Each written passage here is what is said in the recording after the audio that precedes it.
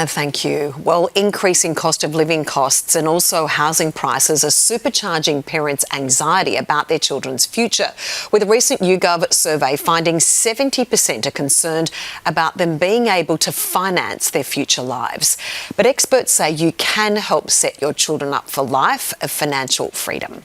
Money expert at Finder, Sarah Megginson, has just written an instruction manual called How to Raise Rich Kids, and she joins us this afternoon on the desk. Sarah, this is such an important conversation.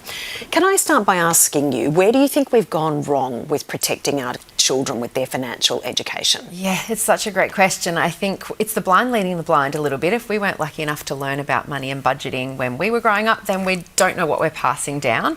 And it's also really tough for kids now. We live in this world where cash is gone, it's very frictionless. We can even spend money we don't have with buy now, pay later. So we really need to teach them the value of money in a much more tangible way than we possibly had to do it in the past. So it's a number of things coming together, but that's why I wrote this book, to help give people a bit of guidance to help them get started. So what are the top tips in your book? Because you make a great point. Today, we don't have a lot of cash. Yes. There are many schemes that financially are very, very challenging. It can lead you down a dangerous financial path. Yeah. And also we have credit cards. Yes, and buy now, pay later. It Yes. all adds to this real, what do you call it, a melting pot of bad circumstances to separate yourself from your money. I think anything you can do with your kids to get that tangible money and currency back in front of them is great. So paying them pocket money for chores and actually giving them cash each week.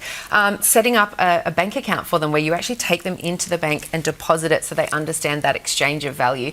And if they're shopping, they should be spending their own money ideally. Eventually you want to get them into banking with a card and getting up with all the digital things. But when they're younger, giving them cash to spend so that they know the involvement and the pain of handing over cash and getting it back. And I think we also need to do a really good job of teaching our kids how much life costs. And that's whether they're little or whether they're teenagers. We've all had that familiar experience of our parents saying, turn the lights off, it's too expensive, or money doesn't grow on trees. But as kids, you don't really know what that means. Correct. And it means that you have to pay for electricity. So, explaining to your kids what your bills are, involving them in grocery shopping and those types of decisions can be those really nice low entry ways to talk about money, make it all very normal so that they feel more comfortable asking you questions. And super quickly, Sarah, how much do you think we need to teach financial literacy in schools? Because sometimes people aren't fortunate enough to have parents or carers that give them the right financial advice. Yeah, that's exactly right. I mean, my dream would be to go through schools and teach this stuff, but making sure that we're getting it in an age-appropriate way, both in primary school and high school, I think is really important.